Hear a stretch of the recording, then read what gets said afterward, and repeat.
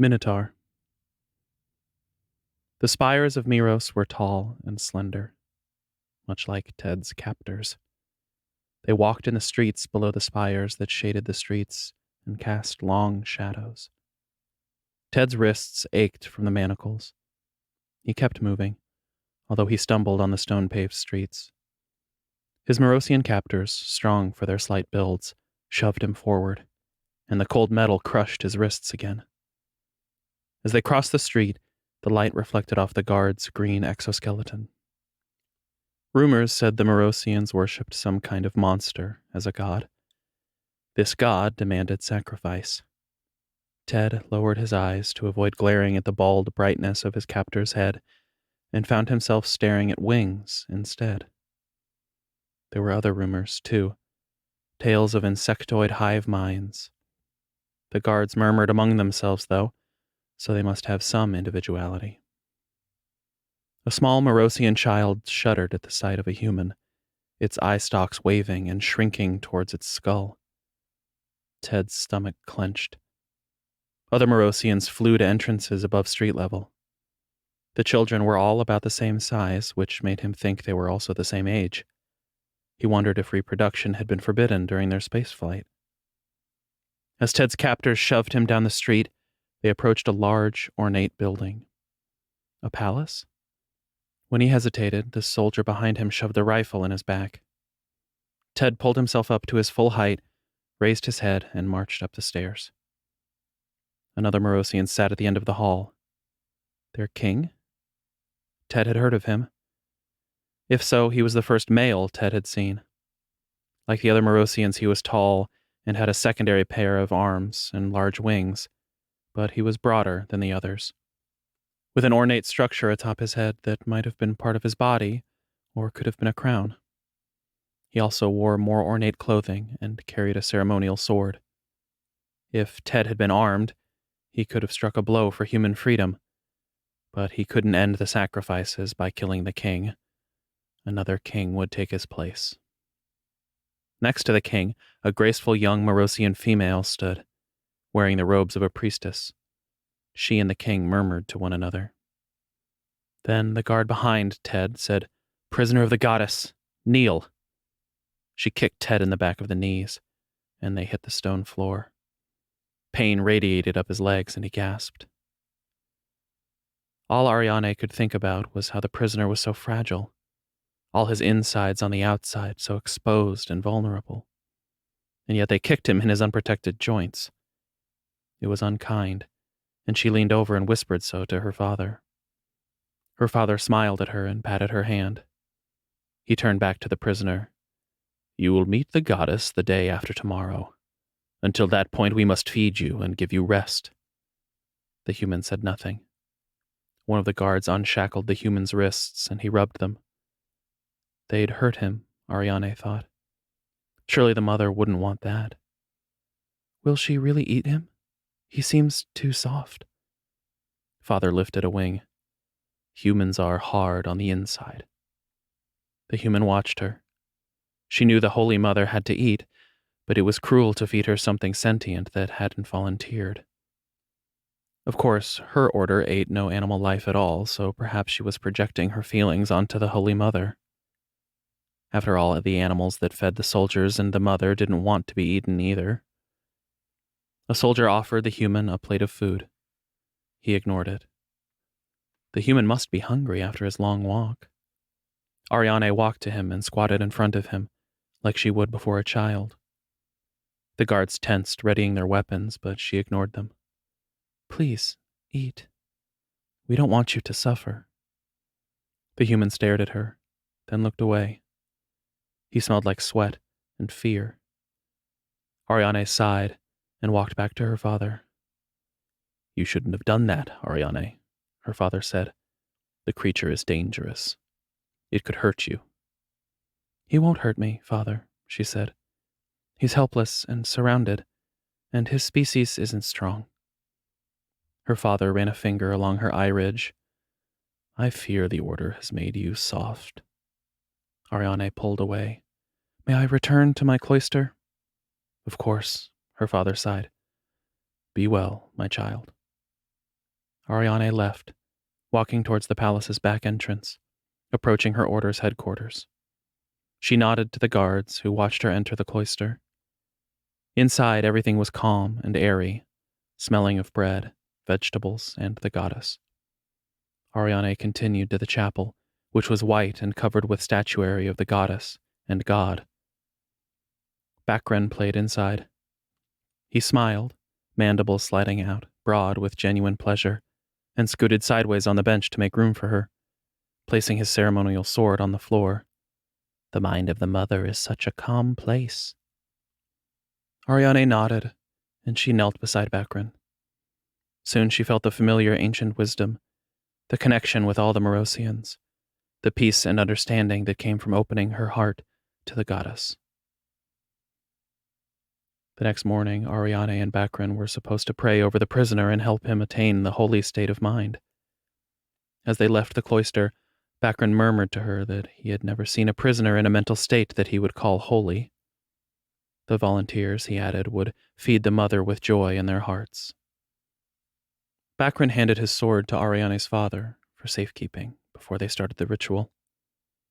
Then they pushed their way to the center of the armed guards where the human waited, arms crossed over his chest. Ariane sprinkled the human with holy water, while Bakran blew incense onto him. They sang the most beautiful prayer they knew, rubbing their wings for accompaniment. The music swelled and rose and echoed in the royal hall. The incense was an exquisite cloud of sweetness. The human curled his lip at it. Ariane's father watched from his throne. Bakran said, "Do you have anything to say before you meet the goddess?"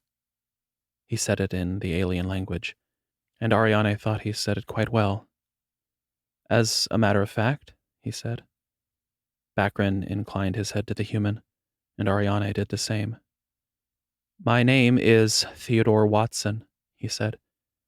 "We didn't know this planet was inhabited when we launched our sleeper ships. We don't have the resources to go home." Poor things. Ariane imagined they'd leave if they could. "We're intelligent, sentient beings who don't deserve to be treated like animals." "You sound so noble," Ariane's father said from behind them. "But you were the ones who attacked us." "We'd never met any intelligent non-humans before," Ted said. "We were afraid." "You were xenophobic," Ariane's father said. Bakran's voice was quiet and gentle, yet firm. "There's no need for accusations." "I'd never met an alien before yesterday," Ariane said. "I can see how it would be frightening." Both the human and Bakran stared at her. She stared at the floor until they stopped. "Are you hungry, Theodore Watson?" "No," he said. "Were you finished with your statement?" Bakran said. "To kill one person is murder. To sacrifice someone to a god? We stopped doing that centuries ago. It's barbaric." Ariane looked to Bakran's serene face for reassurance. Bakran's voice was gentle when he asked, "How were you chosen to be tribute to the goddess?" "Random chance," the human said. "We drew lots. My friend Mike lost. He has a wife and kid, so I took his place. The goddess wanted the best. It appeared she had received it." "So, you believe in the sacrifice of one to save the greater whole," Bakran said. "Yes," the human said, "but as my choice." "Drawing lots is not choice," Bakran said. "We all took our chances." "So your friend is more equal than you are?" The human set his jaw at Bakran, which Ariane assumed meant he was angry. "I am merely pointing out that the situation is more complex than you are making it sound," Bakran said. "I do not wish to give offense." "I can't believe that a species that believes in human sacrifice is in a position to judge complex situations," the human said. "That is because your cultural biases blind you," Bakran said. Ariane asked, "Do you believe in a god?" The human said, "I believe in one god, yes." "Only one?" Ariane asked. "Is God lonely?" The human opened his mouth, then closed it. He stared at Ariane again. Finally, he said, "You're strange." Ariane didn't answer. "I'm finished with my statement," the human said. Ariane started to pray again. "You should eat something," Bakrin said. "Fattening me up?" the human snorted. "No, thank you. I'd rather be stringy and tasteless." "Come, Ariane," Bakrin said. "We're finished here." He retrieved his sword from Ariane's father and sheathed it. "Ariane," the human said. "Pretty name." "Thank you, Theodore Watson." "Ted," the human said. Ariane inclined her head. "Ted." Then she followed Bakrin back to the cloister. The skinny little priestess, Ariane, returned with yet another tray of food. Ted wished she'd go away. The tray smelled like fresh fruit, and his stomach growled.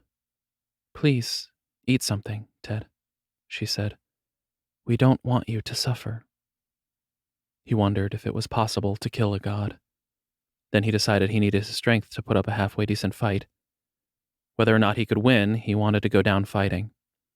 So he smiled at Ariane, took the tray, and said, "Just for you." She smiled back. It was the weird, bug-mouth, sideways smile of the Morosians, but he'd pleased her. Interesting.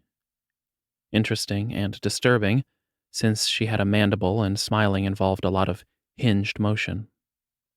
He sat on the floor with the tray, which was piled high with fruits and vegetables. "I don't suppose you have any meat?"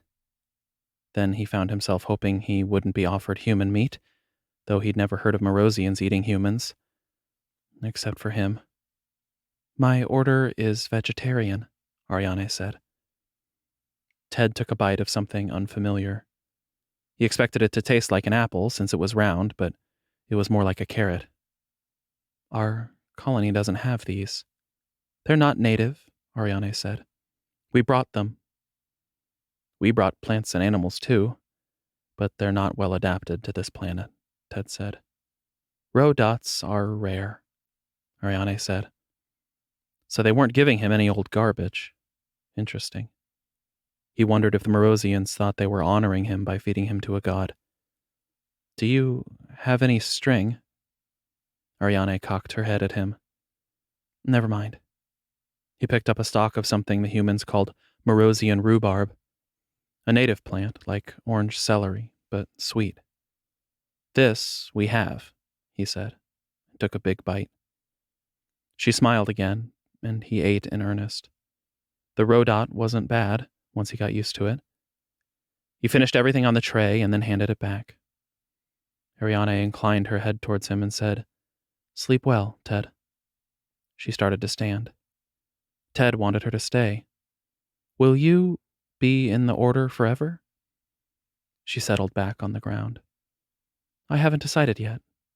Probably." "What do you do all day?" She cocked her head at him.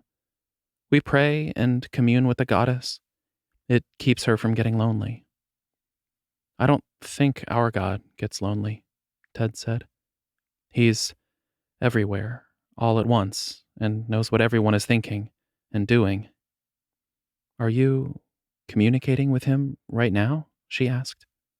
"He knows what I'm thinking, but I don't know what he's thinking, so I suppose I'm just assuming that he's not lonely." "So the communication only goes one way?" Ariane said. "I think your god is lonely." "You have two-way communication with your god?" "Of course." Her eye stalks shone. "You'll see." So the Morosian's goddess was going to talk to him before eating him? Ted didn't like the sound of that. Ariane picked up the tray and stood.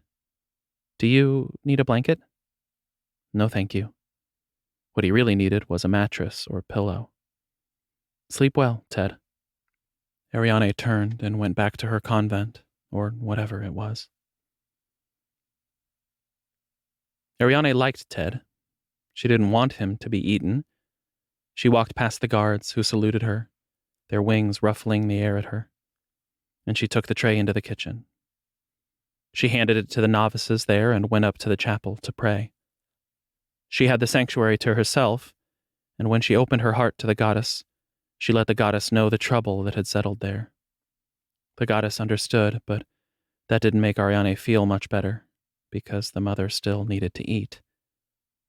Someday it would be Father's turn to be eaten, but at least he got to be king first. Ted didn't get anything but a couple of days of food. Ariane felt from Mother that it was more than that Ted would be her bridge to understanding humans and ending the conflict between them. Peace was good. That should make Ariane happy. It didn't. Bakrin might be unruffled in the face of Ted's sacrifice, but she wasn't. The mother added that this would spare her father's life for another generation. This comforted Ariane, but it was still unfair to Ted.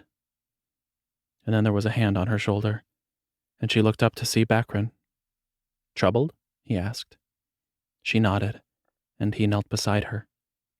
She felt him, too, at the edges of Mother's consciousness, and his belief that all things change. She wished she had his self-assurance. "Be careful, Ariane," Bakrin said. "He is not one of us, and you cannot know his heart. Not like you know ours. Humans live their whole lives trapped alone in their heads, and he can't know your heart any more than you can know his." Ariane remembered her father saying that humans were hard on the inside. Bakrin nodded. "His God is alone, with no one to talk to," she said. The mother thought that Ted's God must be insane. "Do not give him your heart, Ariane," Bakrin said. "You might not like what he does with it." When Ariane came back with his breakfast, Ted smiled and said, "How's my favorite priestess this morning?" She smiled the odd bug smile again and slowed down. He smiled back and asked, "What do you have for me this morning?" He sat up, stiff as hell from sleeping on the stone floor. His hips ached. She handed him the tray. More fruits and vegetables. Damn it. Raw fruits and vegetables. It might be worth getting eaten by a god just to get away from the boring food. But he wanted her to think he was pleased, so he said, "Yum yum," and took a bite of rodot. It was fresh and crunchy. "If you like the rodots," she said, "I could bring you more than one next time." "That's very thoughtful of you," Ted said. She smiled again, and he started to wonder if she had a crush on him. That was ridiculous. She was an insect.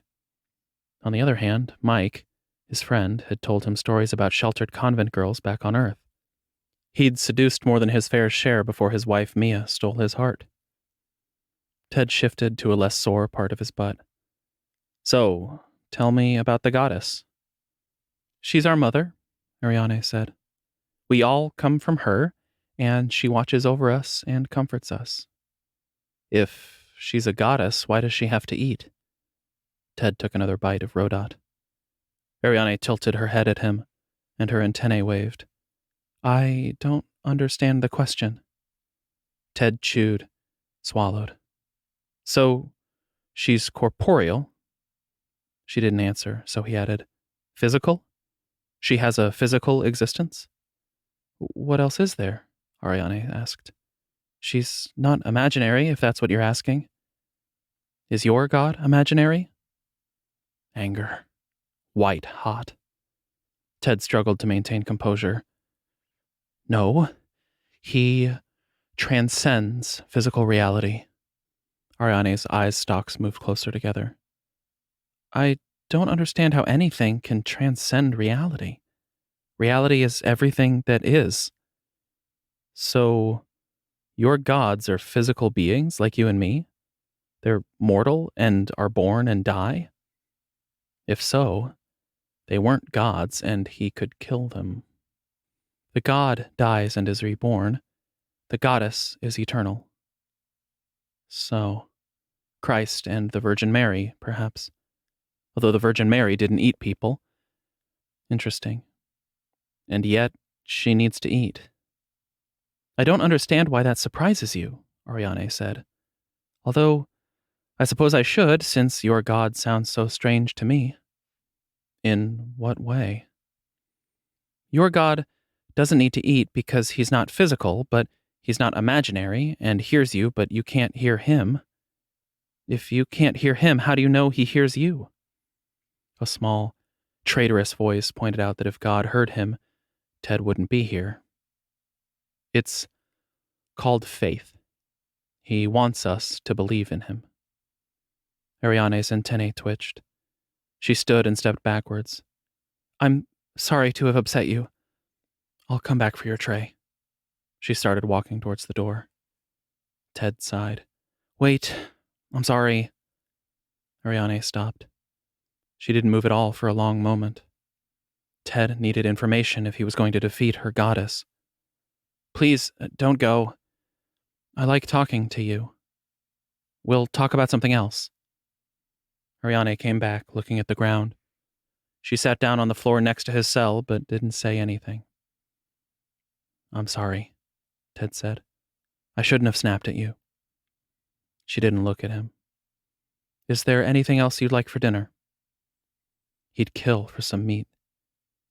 No, thank you. You're very kind. When she looked at him, her eyes were hurt and vulnerable. Thank you. He reached between the bars and brushed the backs of his fingers across her cheek. It was hard, but smooth and silky. She flinched from his touch. Sorry, he said. I was curious. I've never touched a Morosian before. Well, not willingly. Have you ever killed one? She asked. 6, all soldiers. No. You? She laughed. My order forbids me to kill. I cannot eat meat or any whole plant. That explains the menu. Not even a plant? She shook her head, smiling that odd Morosian sideways smile. Ariane wasn't what he expected. He'd been told that Morosians were all cold-blooded killers. It didn't matter. Her people would feed him to a monster in the end. What else are you forbidden to do? He asked. There is less that I'm forbidden and more that I'm required, she said. I must do penance if I'm cruel, even if it's unintentional. I must help the poor. My order feeds and clothes them. I must pray twice a day, but usually do it more often. Mother's voice is soothing. Ted felt a surge of envy. He'd love to hear the voice of God. He reassured himself that Morosian's goddess wasn't a god, and asked, well, what about love? I'm supposed to love all beings, Ariane said. Although sometimes it's difficult when they're tired and grouchy. I guess I was talking about romantic love, Ted asked. You know, pair bonding. Ariane tilted her head at him. You mean as in reproduction? Is that forbidden? No, she said. Ted finished his fruits and veggies and set down his tray. Have you ever been in love? Not in the way you mean, Ariane said. But Bakrin is easy to love. But not in the way I mean? Ted smiled at her. No, Ariane said. She wasn't looking at him. His questioning bothered her. She picked up his tray. It is time for prayer. Ted watched her leave, wondering if there was something she was hiding about love. The next morning, the soldiers led Ted down stone stairs, below the palace and cloister. He expected the dungeon to smell musty, but it was clean. He was stiff and sore, and he resisted, but a Morosian carried him the rest of the way down. At the bottom of the stairs was a large doorway, with a smaller door cut into it. They opened the smaller. He fought harder then. If they shot him, the goddess didn't eat, but they were stronger and shoved him through. The door slammed behind him. The walls were smooth, and the only light came from a skylight. Ted looked around for something he could use as a weapon. He searched for a handhold, a foothold, some way to climb. Now he had an almost blinding headache. Shaking his head, he continued to look for an exit. The sensation spread across the bottom of his head, and a gray blur expanded across his vision. Ted shivered. Goosebumps covered his arm. He spun around, expecting someone to be inches behind him. Nothing. He looked back to the wall. The gray blur grew. Curiosity. He wondered what he was curious about until he realized he wasn't the one who was curious. Ted leaned against the wall and said, "Get out." She didn't get out. Instead, she moved closer, all of Miros behind her, the bug hive mind touching her, not him. He had no secrets, no barriers. So instead, he thought about how much he wanted to kill her. She was old and had seen hate before. She wasn't impressed by his hate. Ted found himself reviewing the defenses of the few free human colonies. Tears streamed down his face. He wished she would just kill him. His altruism touched her, but he didn't want her compassion. He wanted her to hate him as much as he hated her. She was truly a god, and she loved and accepted him in all of his alien flaws, and he hated her for it. There was movement in the shadows then, and she showed herself, a giant figure in jade, the mother, the queen. Her mandible was the size of his torso. Her front claws could snap a cow in two. Ted realized then why Ariane had been so bemused by questions of romantic love. Ariane, the daughter of the king, were they all children of the king? Was a worker bee. No, Ariane was an attendant of the queen. The mother came closer still. She was going to eat him now. An odd calm spread over him, and Ted realized it was her. He fought, tried to be angry, hateful, defiant, but the queen needed to eat. His flesh would nourish a new generation of Morosians. The door opened, but he couldn't even move enough to see who opened it, let alone run. "Let him go." Ariane. "He doesn't want to die." Everything dies. Ted had wanted to die just a moment ago, but he couldn't remember why. Ariane's mind was a pure, bright flame, innocent and burning for truth and justice. Ted loved her then with all his heart, and the mother did too. Then Ariane grabbed his hand and pulled him from the room. He followed her, running down the street in a daze. The Morosians around him were also dazed, uncertain, and Ted realized they knew his heart as surely as the mother did. He loved them, all of them, but especially Ariane. She took him up a hill far from the Morosian city. He didn't know how far they'd gone, how long they'd run. He just knew he should follow her. Once over the hill, he was Ted again. Oh, God. She'd saved him. But what was he going to do with her? He couldn't take her back with him. Humans would kill her. He'd used her, tricked her, and even with telepathy, she couldn't see it. Ted shoved her away from him, and she tumbled down the hill. He didn't look back. What if she had seen his deception and forgiven him? Ted ran in the opposite direction. He'd lead an attack. Humans would destroy the queen, and they'd end this war by wiping out all the insects, starting with their queen. A deep, whirring buzz sounded overhead. Ted looked up. Bakran dove, wings beating. And then the sword came, and Ted's head bounced down the hill as his vision went dark. Ariane wept at the bottom of the hill. How could Ted turn on her after seeing her heart? Poor humans, all alone in their heads. They were mad, just like their god was mad, and hard on the inside. Bakran landed and knelt beside her. "Are you injured?" Ariane shook her head. She managed to stand despite the overwhelming smell of human blood. She was relieved when Bakran lifted her like he would a small child and carried her back to the city. A guard told her that her father was dead, that he hadn't said a word to anyone. He just went downstairs and fed the mother. It was time, and everyone knew it. Ariane hungered, and the fruits no longer satisfied. When she started to grow, She knew the mother had chosen her. Soon Ariane would begin to lay. She went to the chapel, and the mother confirmed it. She would take Bakrin, some of the sisters, and some of the guards, and she would start a colony where the mother could protect them until their children grew.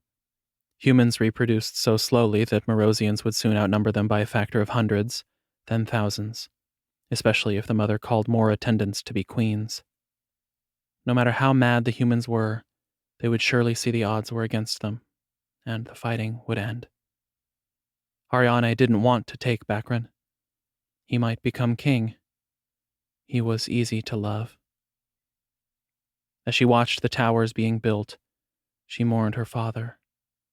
She mourned the animals that died to feed her. She even mourned Ted. Soon, the time of mourning would be over, and the time of peace and new life would begin.